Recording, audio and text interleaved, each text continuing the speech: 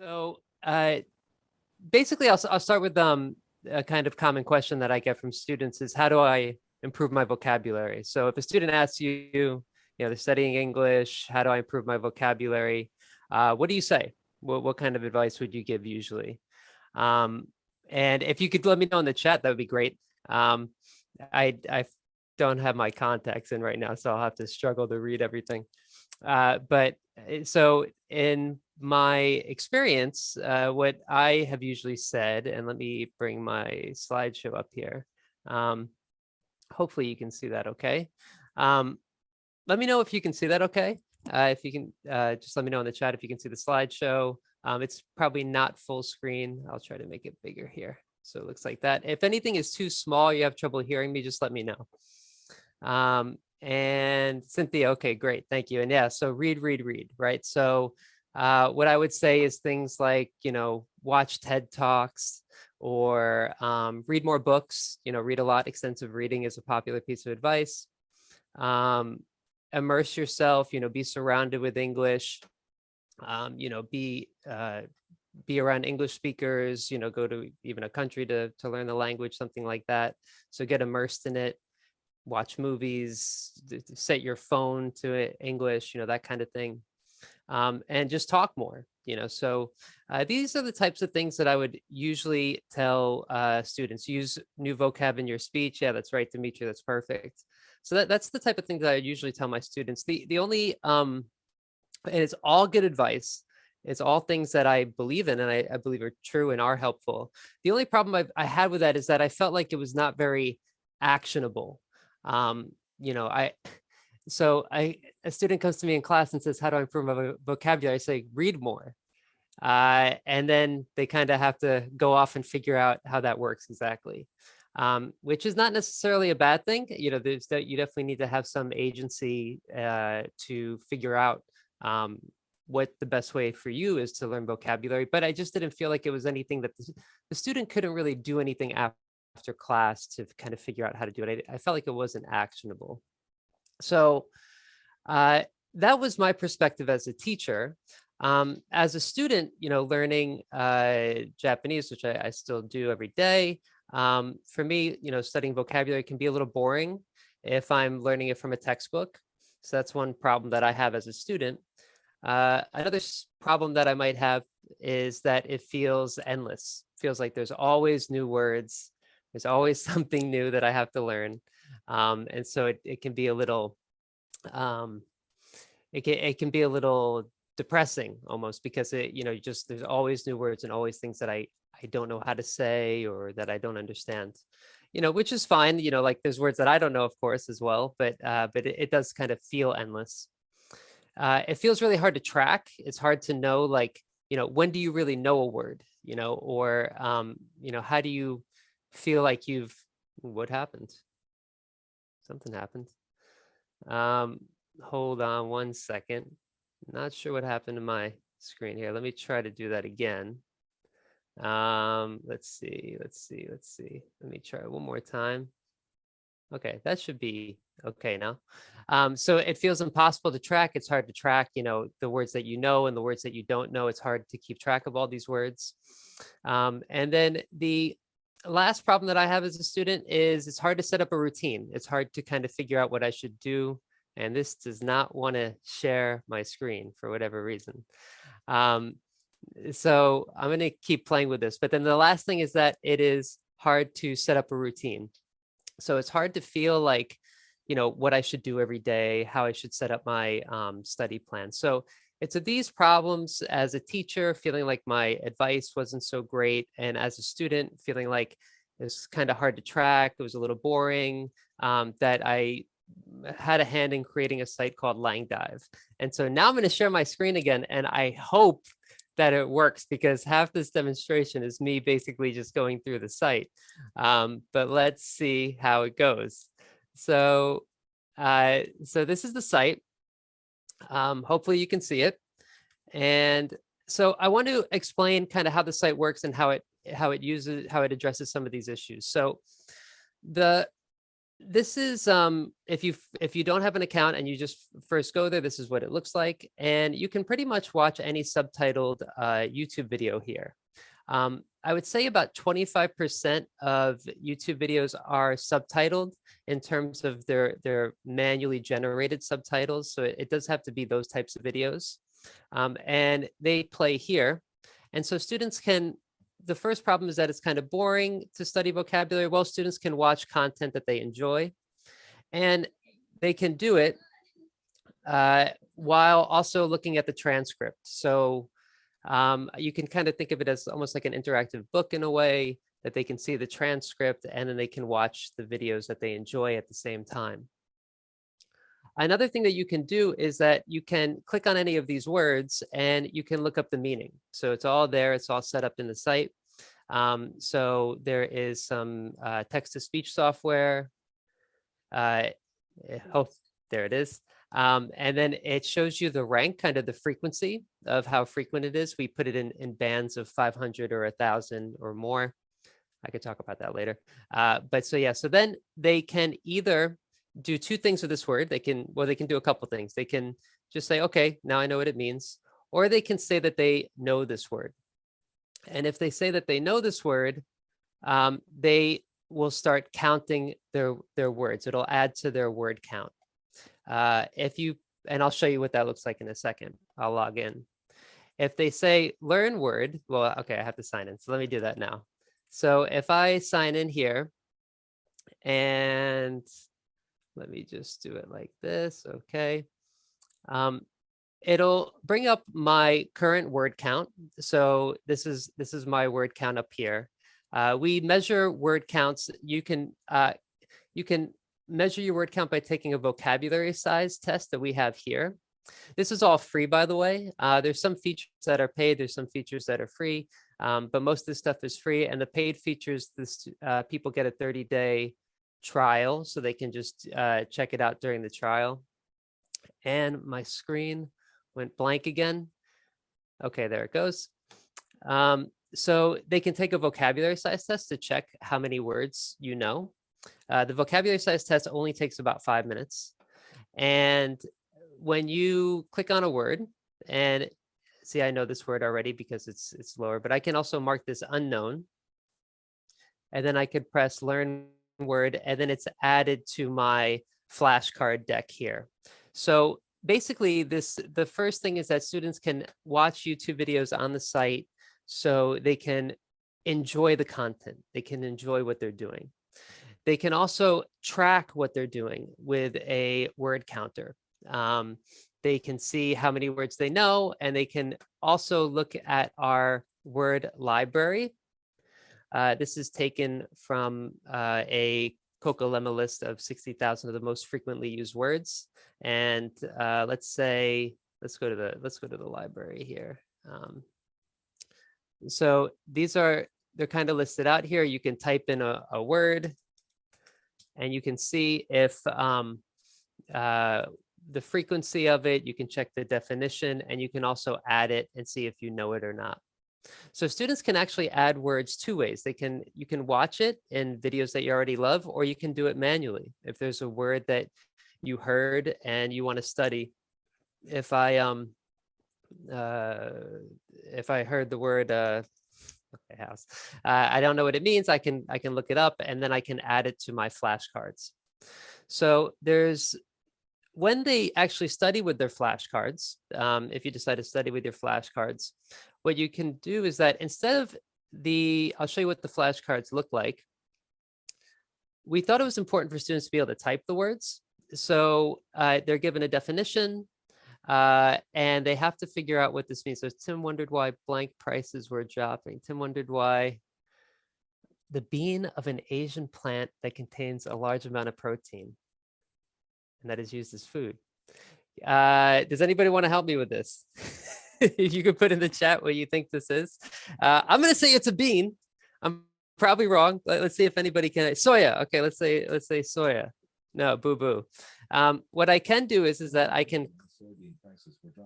So there's a text to speech that's automatic. You can turn that off if you don't like it. And what I can do is that I can press X, tap S to see what it was. So it's soybean. Now I can cheat. I can do it undo and just say, oh yeah, I knew soybean. I knew what that was. Or you can just go to the next word. It's up to you. So we wanted to make the experience kind of user-centered and friendly. They can make spelling either 100% correct or 80% correct is considered correct or not. It's up to them. And all this stuff is set up in a SRS flashcard system. So to go back to the problems here, so hopefully it's not so boring. You know, they get to watch videos that they enjoy. They can see the word in context, and it feels endless. Yeah. So that's one other thing I just wanted to mention. You know, it's hard to know, like, there's not a lot of research into like how many words means that you are a certain level. So we have a kind of rough estimate, a kind of ballpark estimate that, you know, if you know 2,000 words, you're probably around this level. And we tell students what their TOEFL, IELTS, and TOEIC score might be based on that. And then to go to, like, let's say a student wants C2, they want the highest level. Well, you should probably know about 10,000 words, which would be this TOEFL score, this IELTS score. So if you want this TOEFL score, this is about how many words you should know. If you want this CEFR level, this is about how many words you should know. And you know, it's just an estimate. It's not exact. I mean, and as you can see, I'm not at 10,000 yet, so I still got a long way to go for a C2 level. And so, yeah, so it, you know, it's a lot of words, but hopefully it doesn't feel as endless. It feels like students have a goal. There's a certain number that they want to reach. I find that this number is very motivating, especially for me when I study kanji and I feel like I know a word. To go back to the idea, I'm going to wrap up in a minute, but to go back to the idea of how do you know if you know a word or not?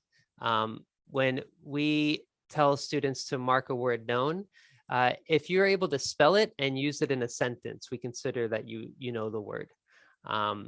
That's just a kind of general idea, though. That's not really, you know, it's hard to tell when you know a word or not, but we say if you can use it, you can spell it, you probably know it. So that's how the site addresses some of those issues, and hopefully it doesn't feel endless. You could track your progress with flashcards, and there's a lot of statistics here as well that students can look at. They could check their flashcard statistics and see, you know, the amount of, I'm not doing so well, how many times they're correct or incorrect. And so they can track all this stuff. So yeah, that's it. I'll wrap it up there, but if you're interested in knowing more, you can email me. We have an affiliate program as well for teachers and students who spread the word about the site. But yeah, I don't want to go over time, so I'm going to just stop there.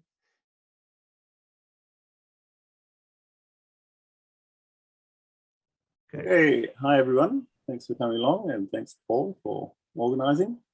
So I'm actually introducing several sites tonight. So this is going to be a real, I won't be able to give much detail about them, but hopefully if they look interesting to you, you'll be able to go to the help site and get further details there. So this is just to really let you know basically what they do and what their unique features are.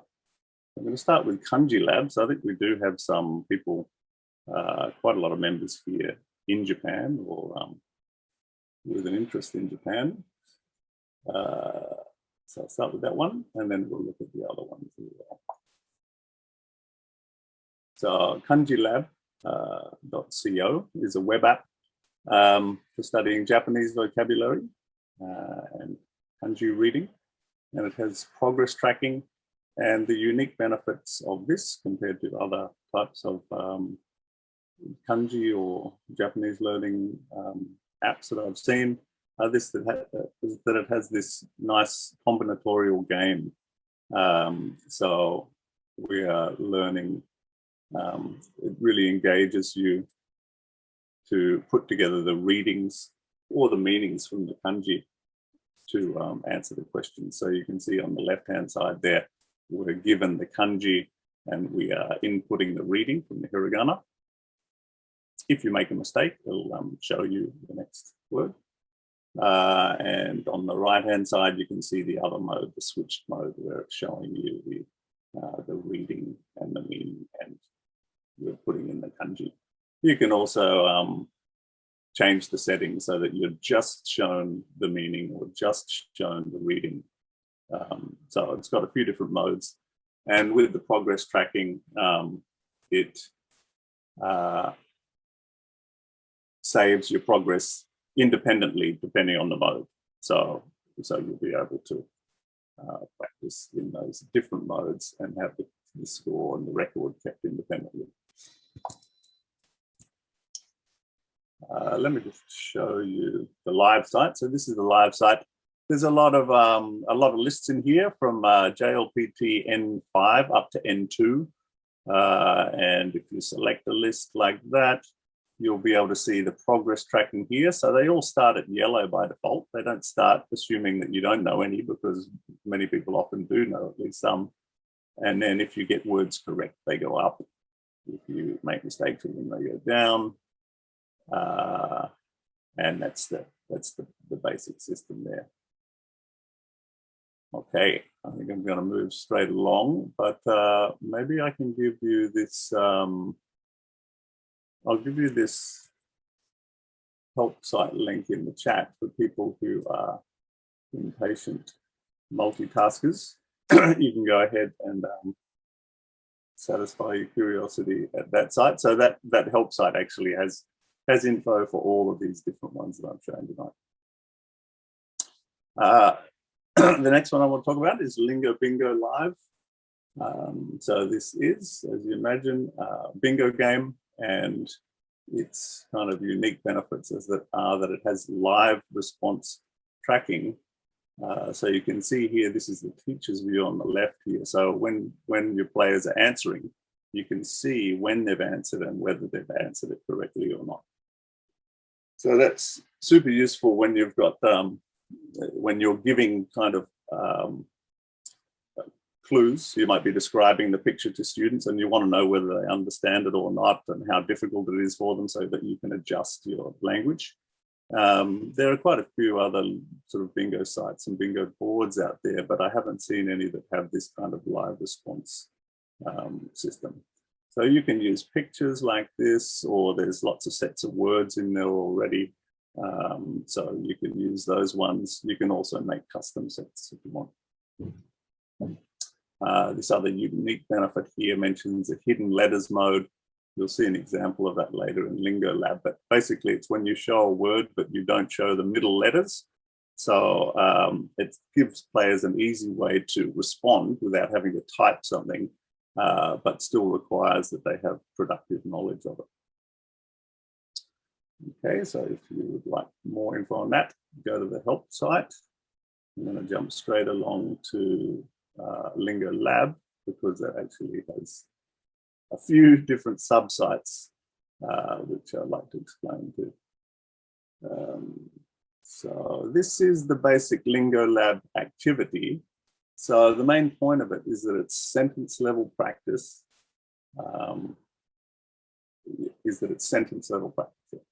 So we can see a few different variations of the activity here. So on the left, we have a text prompt and we're inputting the words. We are given this basic outline of the word length. This kind of prevents possible problems with people inputting a different possible interpretation. For example, you can often have adverbs in many different parts of a sentence, but if we have this kind of outline of the lengths, that really restricts the possible inputs, which is for the correct answers. So you could have English text here, you could have English to English, or whatever you like.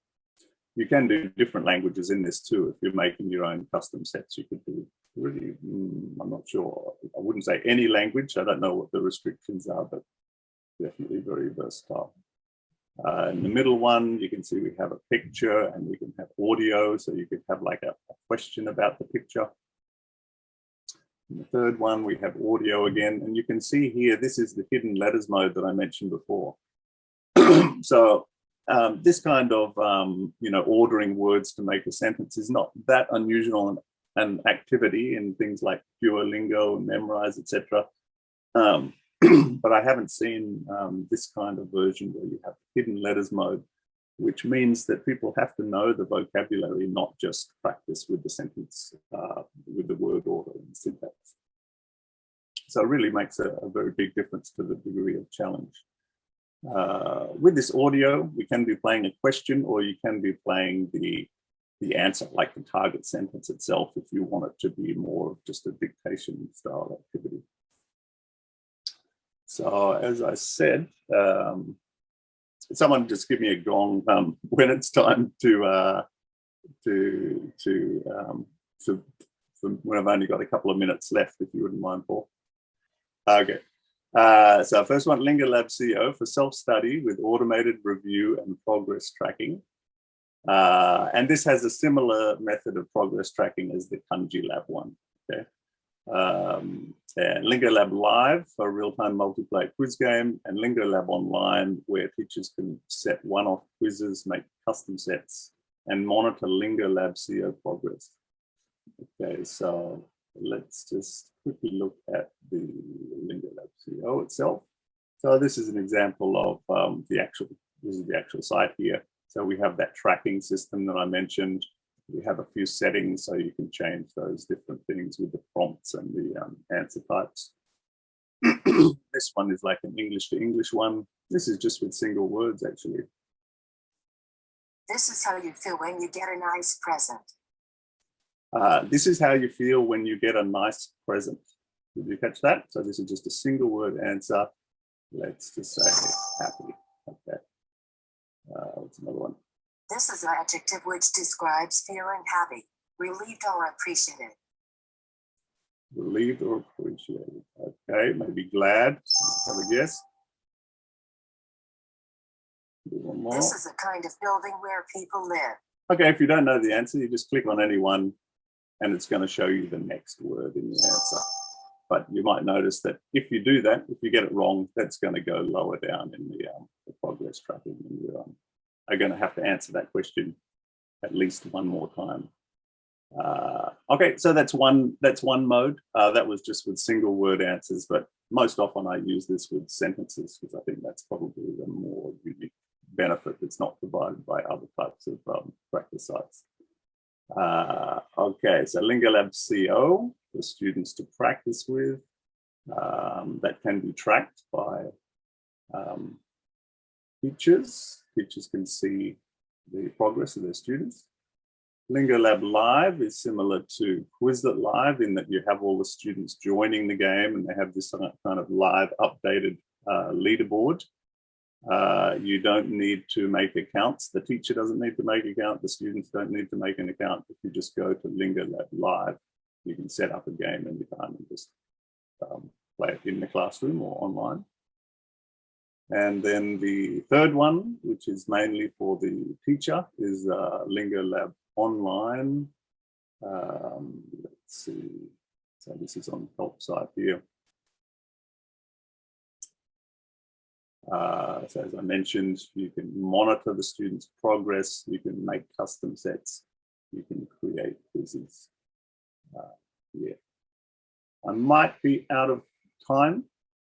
What do you think? About 2 minutes, yeah. If there are any questions, I guess we could take questions in the chat. If anyone has a question, please feel free to type it in the chat. Okay, just with the functions for this LingoLab Online, we can see firstly there's the progress tracker. So to join, to connect, for the students to connect their LingoLab CO account, they just go into their profile, put the teacher's registered email address, they can put a class and their name so that it's easy for you to find them and filter their results by class. The second function is creating custom sets. This is really as simple as just copy and pasting spreadsheet data into another online spreadsheet within the LingoLab Online site. Very quick and simple. And those custom sets can be used in LingoLab, or they can also be used in the Lingo Bingo game as well. And the Okay. third function is creating quizzes. Okay, so if you want a kind of one-off quiz where the teacher sees the actual score, you would use a Lingo Lab quiz. Okay. And this is really handy in that you can see sort of like Socrative. I don't know if you're familiar with Socrative, but you can see the students' progress while they're actually going through and answering the question. So you know at what, which question they're up to and how they're doing. So that's really handy. And one thing I realized also recently was that with the cues, this is actually rendered as a picture. The text is rendered as a picture. So that means that students can't like do a hover translation like they can in almost any other kind of format. If you have students doing a Google form quiz, they can just hover over any language and get any text in the Google form and get a translation. So that's one other benefit of using this for language quizzes. Okay. I'll probably leave it there. So yeah, the help site is in the chat. Feel free to check them all out. They are all free. So enjoy.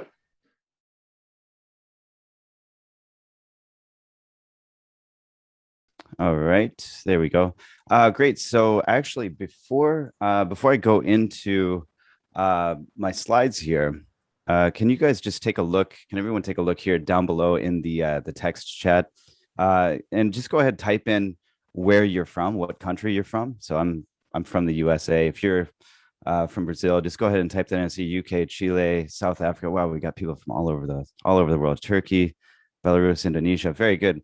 And also in the reactions, if you can see right down below, in the reactions, you got the thumbs up, and you've also got the hand clap. Can you guys give me a quick thumbs up if you can hear me okay? Wow, this is so cool. We got people from all over the world. This is great. Excellent. Thank you, Jacqueline. Paul, thank you very much. Okay, very good. Excellent. All right, I'm going to go ahead and start up now. For me, I think it's quite difficult for me to actually see everybody at this time here. But if you could just give me a thumbs up here if you can actually see the my screen. And if you're having any trouble, please let me know. But all right, so great. My name is John, and I have that's actually a YouTube channel right now. It's called Education Solutions Online. And in today's short presentation, I would like to talk about two platforms. One is called Padlet, and the other one is called Google Jamboard. Now, before I get into the actual ways that you can use this in your classroom, I would like to, first of all, just kind of go through. Let's see here. Is everyone familiar with, or have you at least heard of CLIL? So if you have, can you give me a thumbs up or tell me in the text chat down below if you've heard of CLIL? I see we got some people still posting where they're from here. Great. So yes. Okay. I got one person said yes. So yeah. So CLIL is content and language integrated learning. And I teach quite a few classes at a couple different universities, and many of those classes are focused on CLIL. And so you got this overarching communicative language teaching, and it kind of branches out. And with CLIL, it's sort of tied together. You'll hear it not necessarily said interchangeably with task-based language teaching, but you'll hear it come up quite a bit. You'll hear CLIL and TBLT come up quite a bit here.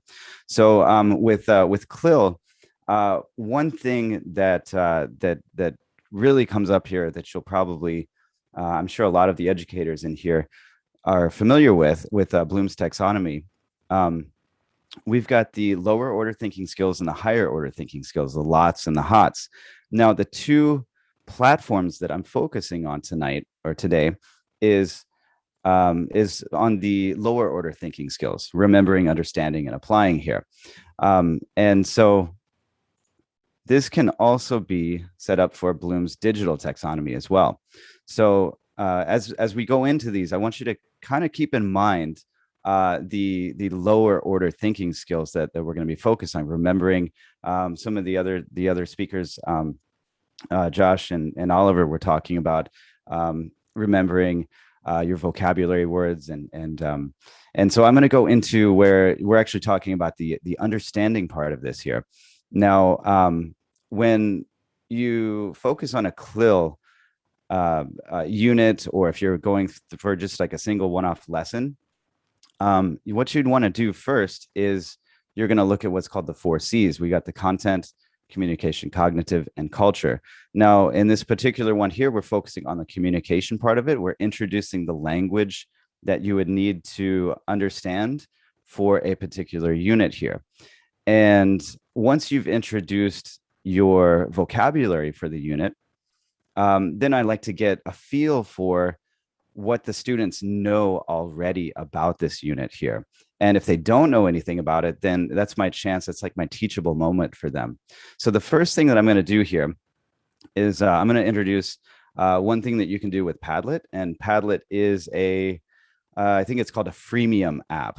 And that means that you can, I think you can use up to 6, it might be 8 now, Padlets for free. And if you pay for it, I believe it's around $85 US, then you can get unlimited Padlets here. So I'll go ahead and I'll show you some of the things that I've done here. I'll actually jump out of the presentation in a moment here and actually show you what this one looks like. One unit that I was teaching was about fashion trends. So on my fashion trends here, I was introducing, I was saying to my students, well, what do you know about the fashions from the 70s, 80s, 90s, all the way up to present day here? So I was able to share a Padlet with them, a timeline, and I placed in certain decades. And then the students had to open up the Padlet, and then they had to do a quick web search. And I'll show you exactly how we can do that. Post in a picture and then give a short description. So that way we start to understand, like a basic understanding of the unit at hand here. Now, another one that I teach, another course that I teach is on financial literacy. And to introduce the class, I wanted my students to start thinking about the end goal. So where do they want to live when they're ready to retire? And in this Padlet here, they can, once they have the link, then they can choose, they can drop a pin anywhere in the world, and then they can do a quick web search. They can bring up a picture and then give a short description here. And I'll show you in just a moment what we can do with that map here. Now, another one with the financial literacy CLIL class that I'm teaching, you can also do I think this is called the shelf. So you put up the questions at the top. You give your students questions, and then they have to post, and you can see them posting. It used to be you could see them typing in real time. But now it's just once they post, then you can see who the student is. And then this really gets them thinking about the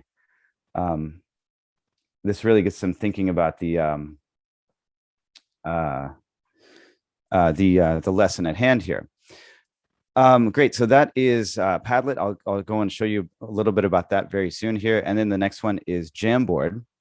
And with Jamboard, this is free as long as you have a Gmail account. So once you set up your Gmail account, you can get your students you can use it either for collaboration. So you can have all of your students working together at once, or you can also use it as a presentation from the teacher's perspective.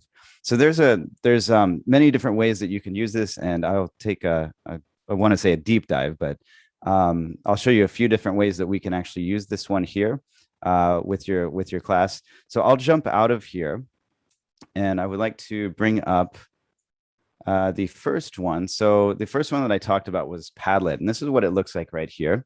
And so you've got right here, I've got the 3 things that I was showing you with the Padlet. You would want to make a new Padlet. If you go to this website here, it's padlet.com. And the first one that I showed you was the timeline. So this is a timeline right here.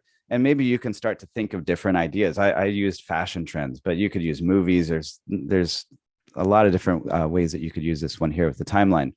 And it's a great way to get your students to collaborate and have everybody working together. We've got the map right here. So maybe you have some other good ideas. I use this one to have my students think about where do they want to retire. And I had them pick out a pin on or a place in the world and drop a pin. And I'll show you how exactly we can work with this one here. And then finally, I showed you the shelf. And this is one where you stack questions up, and then your students will start to answer those questions here. So you've got everybody working together. This works really well if you're on Zoom. And I found that it also works quite well if you're in a face-to-face classroom. And maybe some of you even have students who are working in like a hybrid style.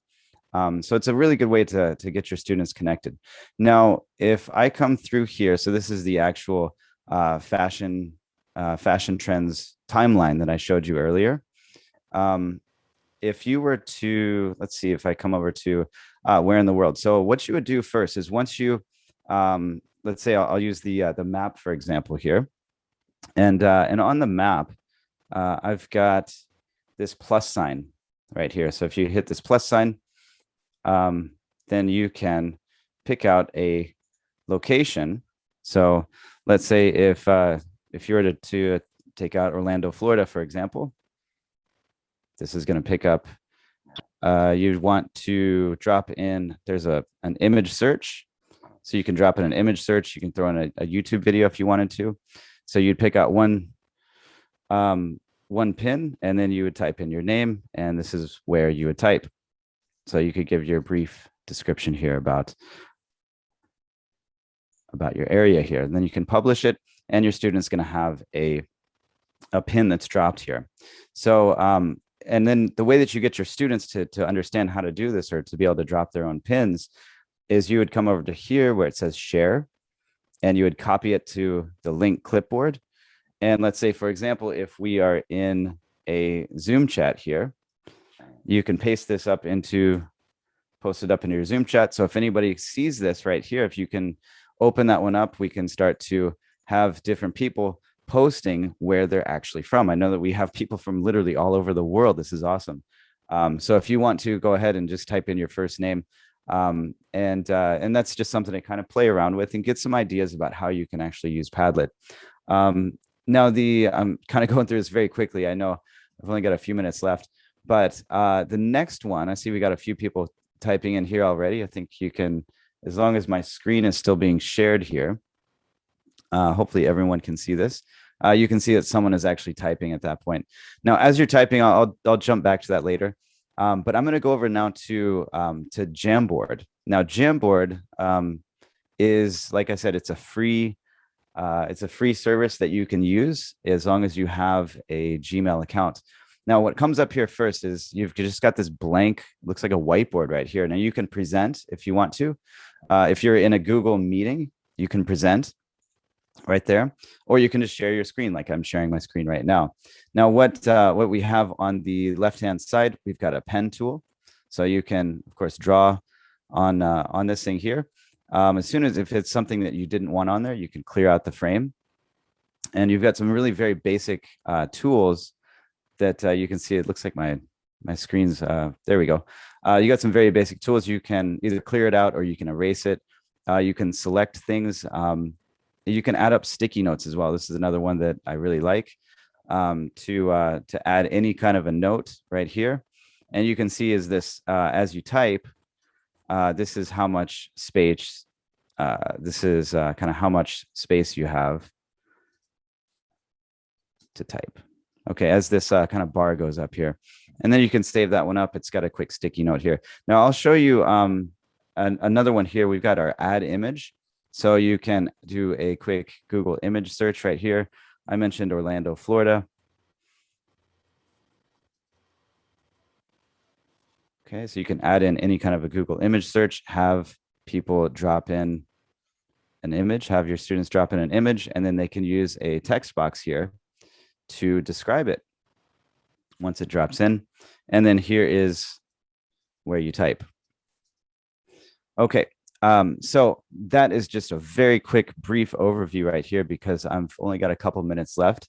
Now I've got one that I've got for this particular talk here.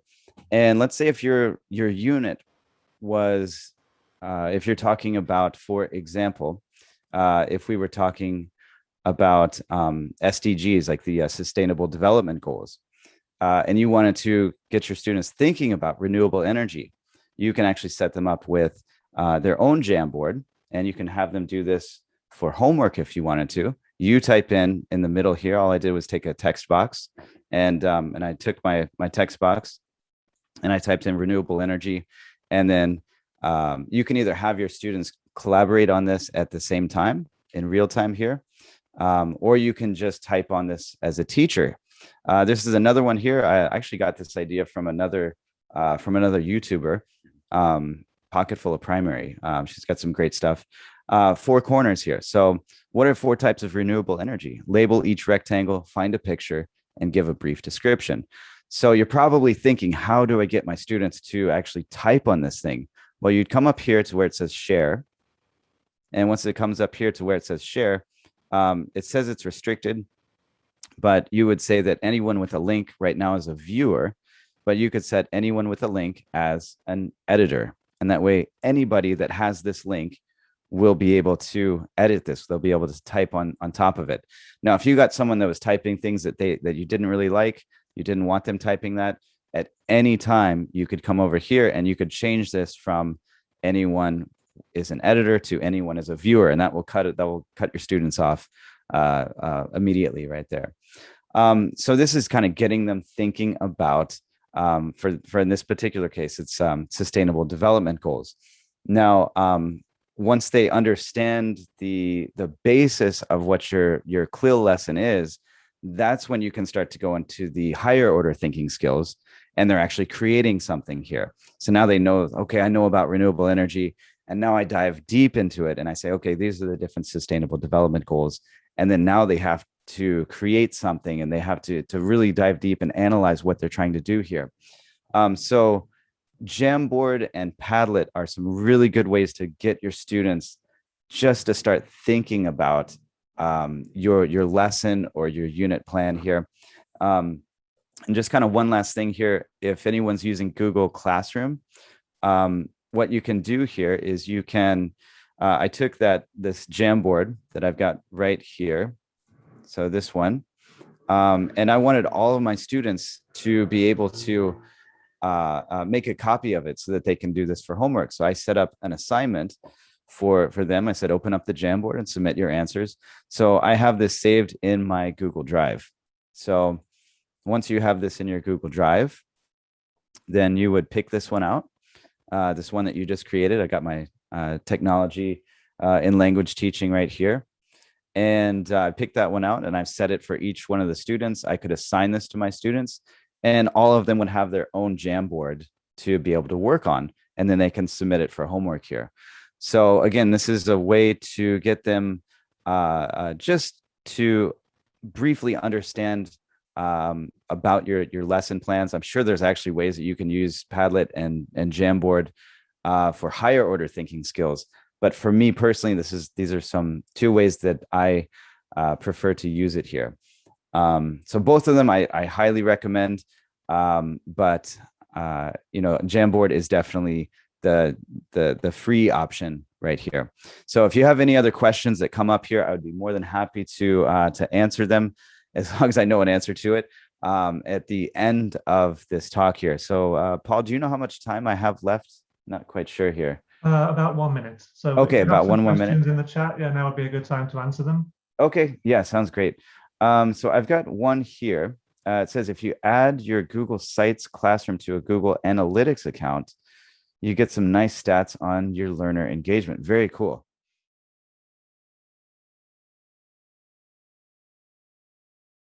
Okay, so my name is Paul. I'm here from ZenGengo. ZenGengo is a fairly new organization, company, and basically we were formerly called Teacher Tools. Some of you may know us as Teacher Tools Digital, and we rebranded as ZenGengo a few months ago. And our mission basically is to allow teachers to create and administer engaging and effective digital language learning activities in minutes. So ZenGengo is quick and easy. It works on any device, so it's cross-device compatible, laptops, mobile phones, tablets, etc. It can be used in a variety of teaching and learning situations. It covers all 4 skills, and it is built on sound pedagogical foundations, which I will discuss in a moment. So as you all know, language teaching in the 21st century takes place in a variety of different contexts. Even before COVID came about, many of us were using technology to enhance our students' learning and to make teaching easier and more effective. But since COVID, obviously, many of us have gone fully online.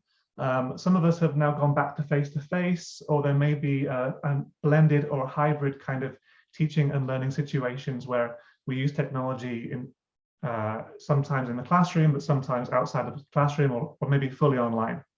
So ZenGengo supports all of those different contexts. So I actually myself, I'm a language teacher. I've taught languages, I've taught English in Japan for the past 15 years. So during that time, I've kind of listened to my colleagues and I've experienced these things myself. But these are some of the most common problems that I've noticed teaching languages and using technology. So the first category of problems is in creating activities. Teachers complain that it takes too long to create digital materials, and it can do. Obviously, some of the tools that you've seen today before my presentation make it really easy, but it can also be quite time-consuming. There is a problem that you can't use paper-based materials online. So many teachers who've been teaching for 10, 15 or 20 years, they probably have a big repository of paper-based materials, and it's not really very easy to convert those into a digital format. And ZenGengo really helps with that process. The next category of problems is with administering activities. Teachers often have a problem of there being too many apps, okay? So obviously, yeah, we want a choice of different applications, but sometimes we just get confused because there's too many. So ZenGengo aims to simplify and teach, so you can teach all 4 skills in a single platform. Another problem you might encounter is that your school's LMS is not optimized for language teaching, especially during this COVID situation. A lot of kind of substandard school systems were suddenly thrown into the limelight, and teachers had to use them to try to teach languages, even though they're not really designed or optimized for that purpose. ZenGengo is optimized and designed just for language teachers. The final category of problems is with grading activities. Obviously, no teacher particularly likes to do lots of grading. We try to make that process more efficient and effective. And all of the ZenGengo activities can be auto-graded. So when you create an activity and you administer it to your students, they can actually, it will be graded by itself. And finally, the problem we have is how to give feedback online. So many teachers are used to giving feedback face-to-face, or they give feedback using pen and paper, but it's not obvious how to give feedback in an effective way online or in a hybrid or blended situation. So the solution I would like to propose is ZenGengo. ZenGengo, by the way, is a Japanese word, kind of based on the Japanese words. It can mean many languages. Zen can mean thousands and Gengo means languages. I like to think it's more like a relaxed way of teaching languages. So the Zen is kind of like Zen garden, and then Gengo is languages. So ZenGengo works in online, face-to-face and blended environments, as I've already mentioned. There are 10 assignment types across all 4 language skills. It can automatically grade all of the different assignment types. It's made by teachers for teachers. So as I said, I'm a teacher. I'm also the main developer of the platform. And so I have a unique insight and understanding of the problems that teachers face. It's one system for all your needs. It's super easy onboarding, and it has the latest the latest AI-powered web technologies. Okay, I'm going to go back to one system for all your needs. No system can cover all your needs as a language teacher. Okay, let me correct that. Okay, but it's one system for a lot of your needs, or many of your needs, or most of your needs, hopefully. Okay. So we have 10 assignment types. We have audio recording. So this allows the teacher to create an audio recording assignment, and the student to submit the assignment through their mobile phone or through their laptop, and it works completely within the web browser. The same for video recording. We have written reports, speaking drills. If I go back to the previous slide, you'll see an example of a speaking drill. The speaking drill basically uses AI technology to assess the comprehensibility of the learner's speech. Okay, so when the student clicks on the microphone button, the system will record their speech, and then it will give feedback, a check for comprehensible and a question mark for not pronounced at all or not pronounced in a comprehensible way. Okay. We have text gap fills. Every language teacher is familiar with text gap fills. We have text to test, which I'll explain in a minute, video gap fill, multi-choice, vocabulary tests, and content pages. And I'm going to cover each of these assignment types in a bit more detail now. So the audio recording assignment type allows learners to record audio responses to questions or prompts provided by the teacher. It can be used for things like giving self-introductions, short presentations, describing pictures, those kinds of things. Okay.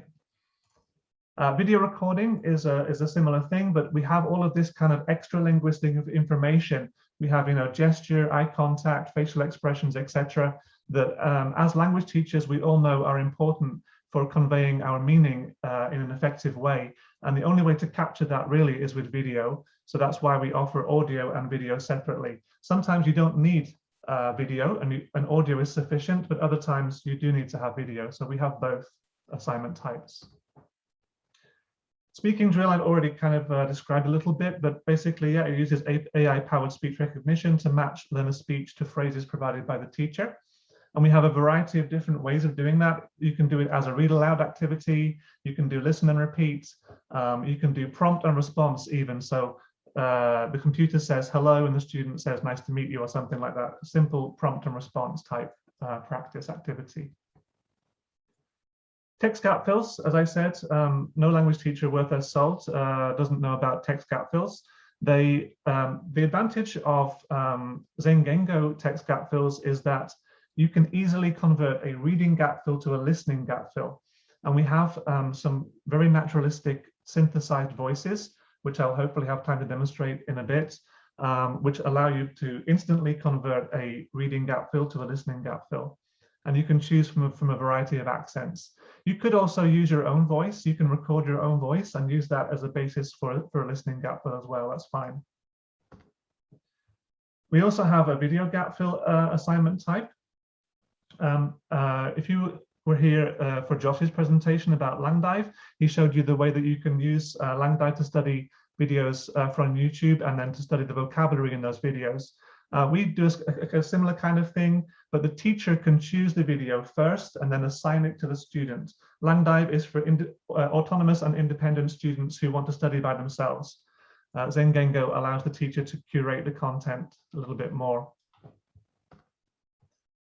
We have multiple choice question quizzes, and we have a variety of question types. They could be like reordering activities or categorization activities. And again, one of the unique features of our system is that you can convert any reading question into a listening question just by clicking on a checkbox, and it will convert from reading to listening, sorry. Text to test. Sometimes I wish there weren't so many assignment types actually, but yeah, okay. We're sticking with 10. Text to test is a fast way for teachers to create reading, listening, vocabulary, and grammar tasks for their students. Okay, I'll demonstrate this a little bit. It's a little hard to explain, so I'll probably demonstrate it in a moment. Vocab test is a way to test word knowledge in a kind of decontextualized way. So if you're into your vocab learning, there's two basic ways to learn vocabulary. One is in context and one is out of context. So out of context is a kind of traditional way you might have a set of cardboard flashcards, and then there'll be the word on one side and the definition on the other. That's decontextualized vocabulary learning, which you can do using the vocab test assignment type. For in-context vocabulary learning, we have text to test, which allows you to show the students the meanings of words within the actual text. Okay. We have a written report assignment type, which allows teachers to collect and grade written work from their students, obviously. And it also gives students feedback on grammar and spelling. And teachers can do things like disable copy and paste, and add a timer to ensure that students are doing the work properly and not using machine translation or plagiarizing other sources. And finally, we have a content page, which allows the teacher to present a variety of multimedia. It could be a video, it could be you know, an image or text or a PDF or anything like that. Okay, so it sounds great, but does it actually work? Okay, that's the important question. Now, we base ZenGengo on what we consider to be sound pedagogical principles. And these principles were propounded by Paul Nation back in 2007. And they consist of these 4 strands. The first is comprehensible input, and then there's meaning-focused output, and then there's form-focused instruction, and finally fluency development. And Nation and others argue that any decent language learning course should consist of these 4 strands. If any of these strands is missing, then the student is going to be missing out on a vital part of their language education. Another person who supports comprehensible input is Raine. I think he's the most famous proponent of comprehensible input. It basically means that language learning takes place in an incidental way through reading and listening. Okay, but input is not sufficient, of course. If you want to become a good speaker of a language, you also need to practice speaking and writing the language if you want to be able to produce it in a comprehensible way. So you also need to have meaning-focused output. So the assignment types I mentioned earlier, the audio recording, video recording, and written report, they're really good for getting students to produce meaning-focused output. We shouldn't neglect form-focused instruction. Some hardline communicative language teaching proponents might say we don't want to talk about or study grammar at all, but I think most other teachers would say that some kind of form-focused instruction is helpful and useful for their students. So that involves things like studying grammar, discourse, vocabulary, multi-word units, spelling, punctuation, etc. These can be done through the multiple choice quiz assignment type or the gap fill assignment types. Yeah. And finally, fluency development. Students need to be able to draw on their existing knowledge, their existing skills to kind of consolidate their abilities and to practice what they already know. And again, ZenGengo is great for creating activities that allow students to do this. How am I doing for time? So these are the kind of indication of which activities are good for which strand. These are kind of comprehensible input activities. These are meaning-focused output activities, fluency development, and form-focused instruction.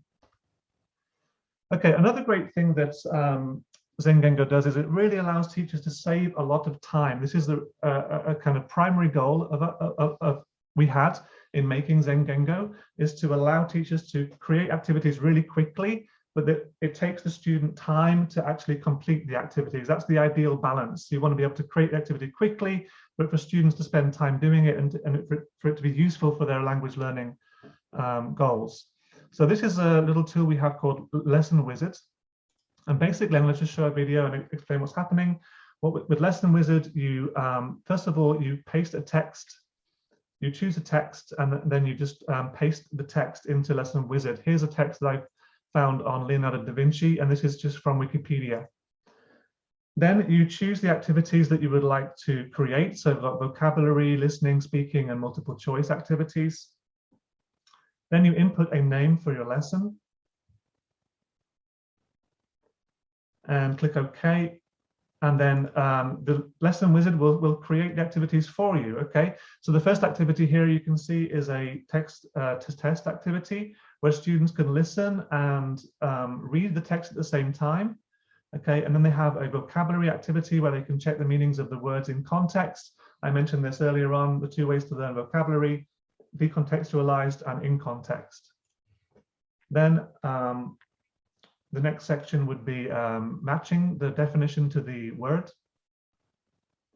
And the final section would be to rearrange some words and phrases into the correct order. Okay, this is a listening gap fill activity. You can see the student answering the questions here.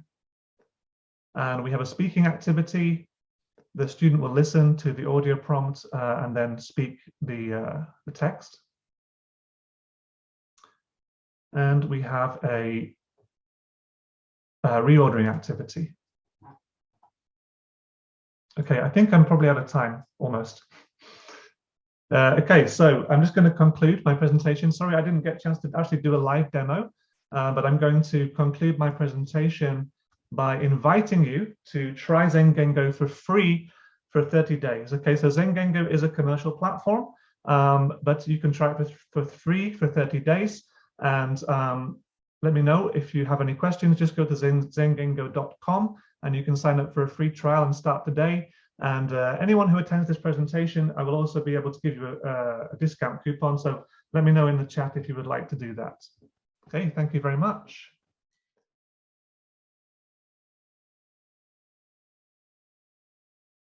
Okay, I guess I'm on now. Okay, and I'll put my timer up.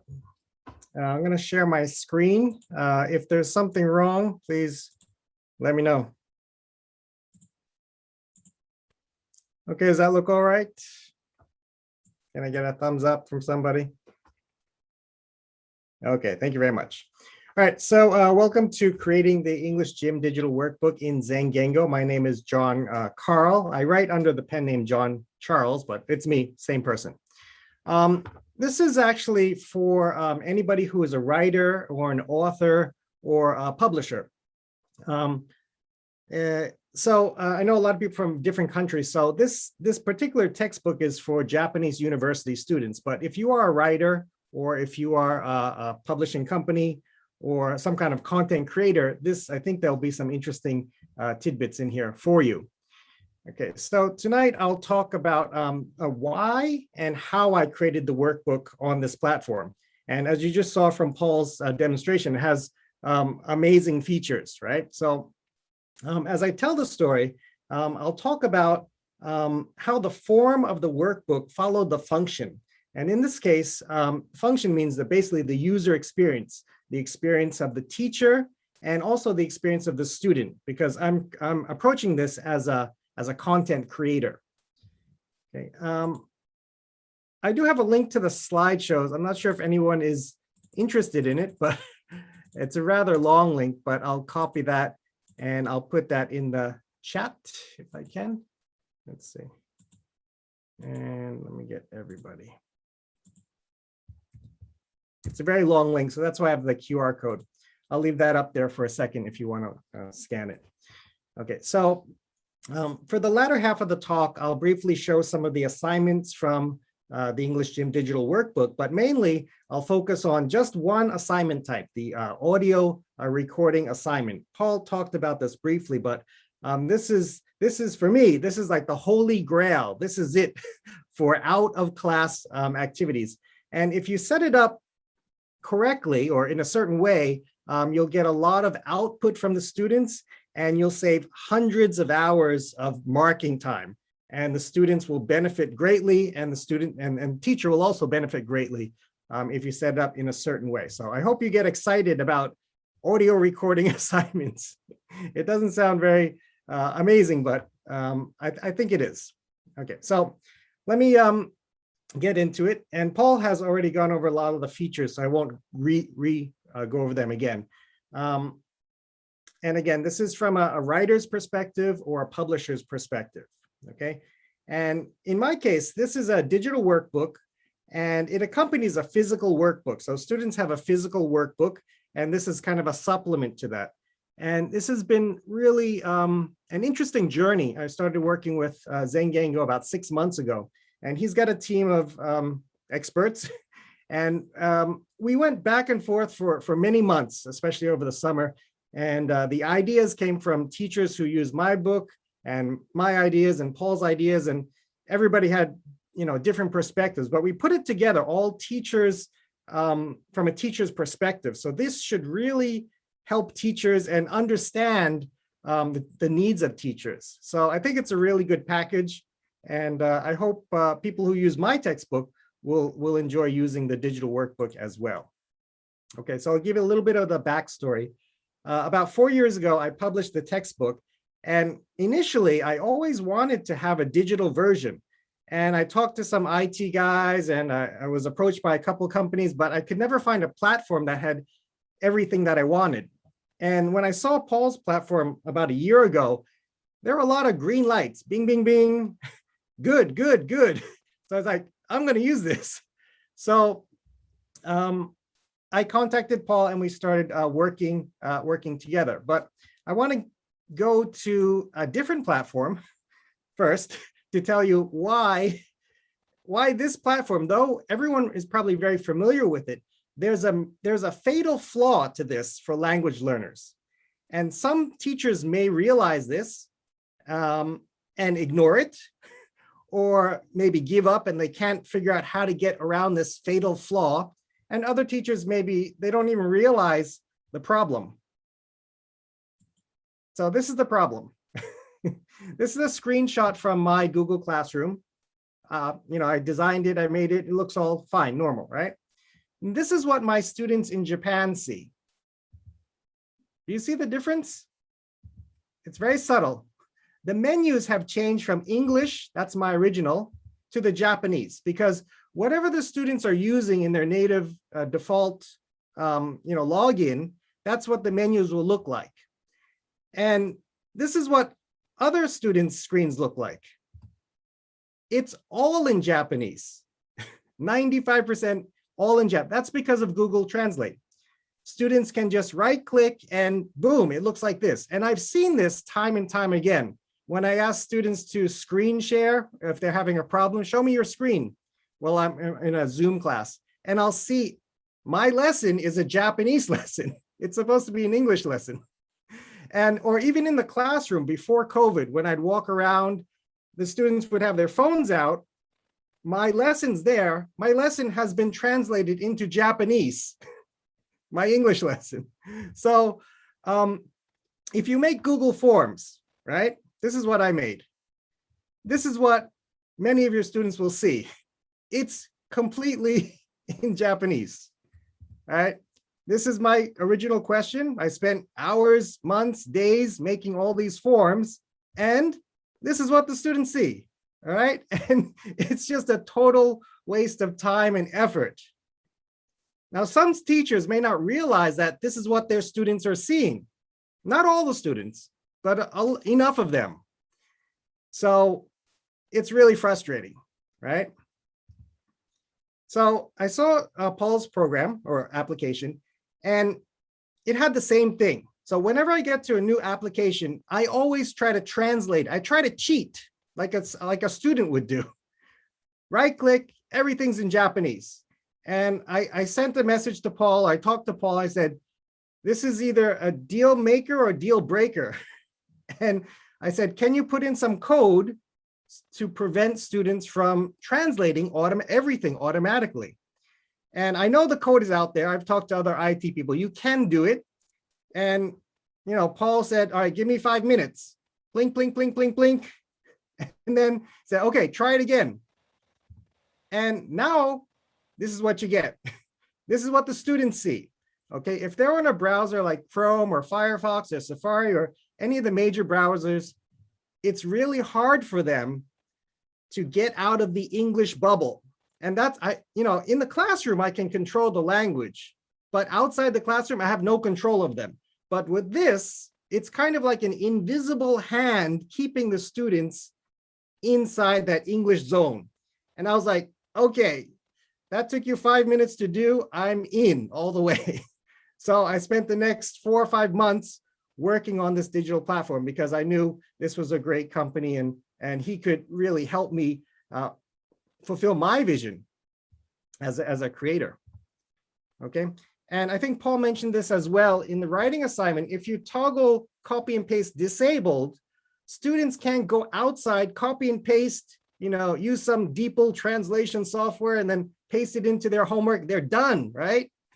They can't select, they can't copy, they can't paste. It's really hard for them to cheat. Not impossible, but really, really hard. And I think 99% of the students, they won't have the tech skills to do it. So great for language teachers, fantastic. Okay, so I'm just call them, they're stuck in English.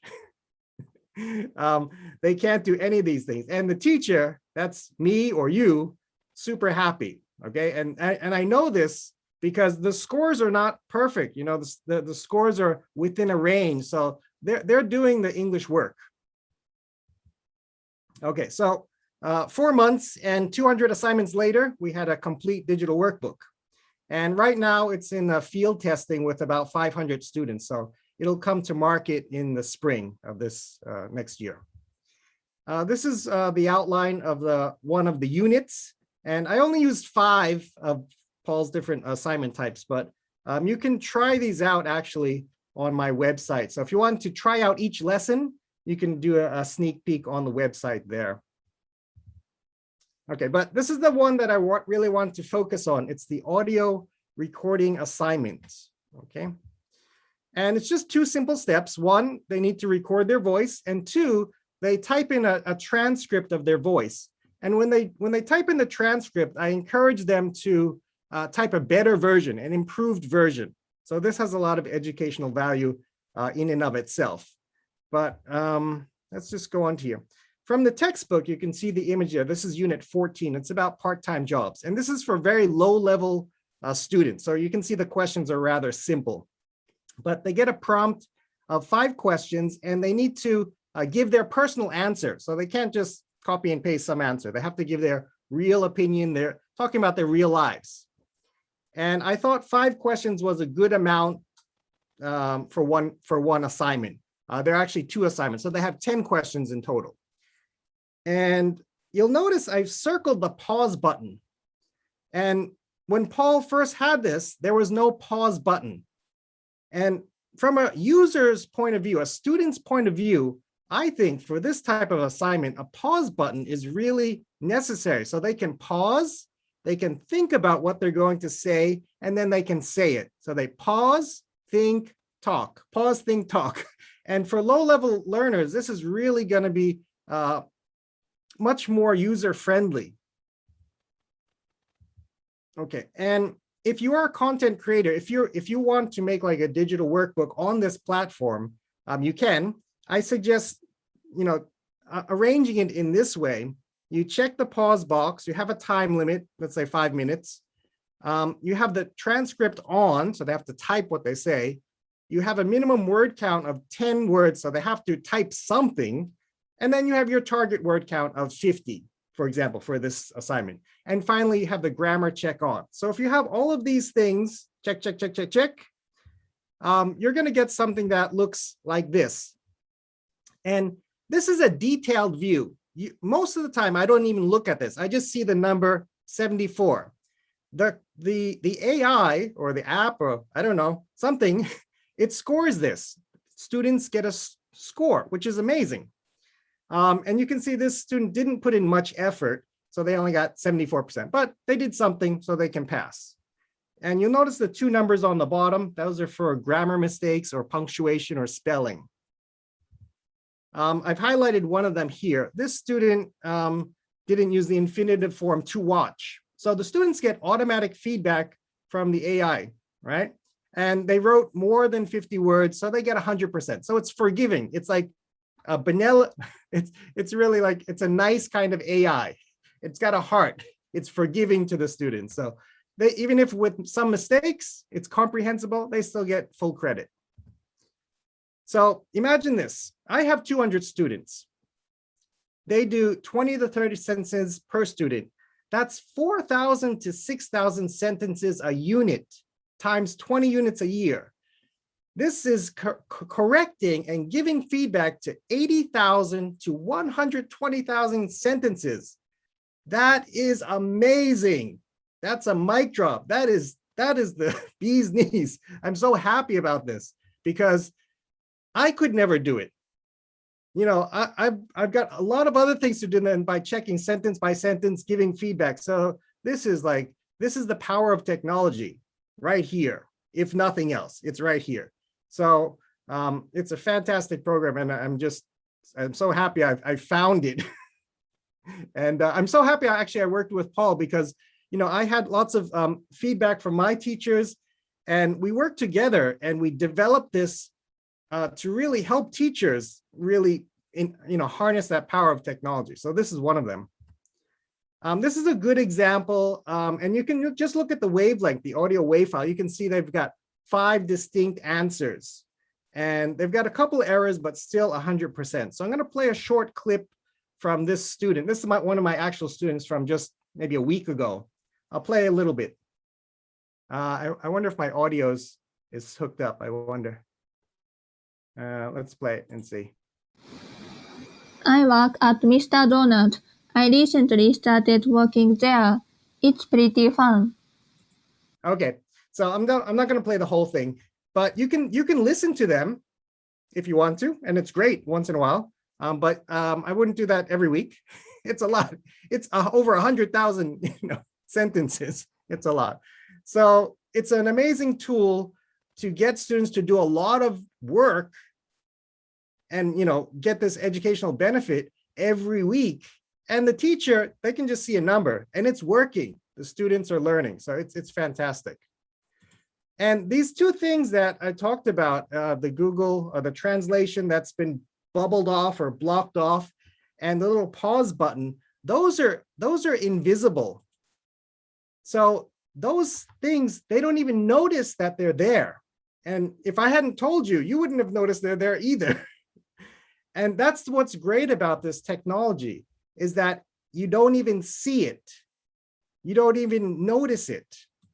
And it just makes the whole experience easy for the students. It's really fantastic. So I guess my time is up, but if you are teaching in Japan, you want a good textbook, please check this out. If you are a content creator and you want to create your own content, please talk to Paul. And the thing is, this is a reversed business model, so that teachers pay nothing if they are using, for example, if they have their students buy the digital workbook, which is at a very low price, then the teachers get access for free. And it's a win-win situation, I think.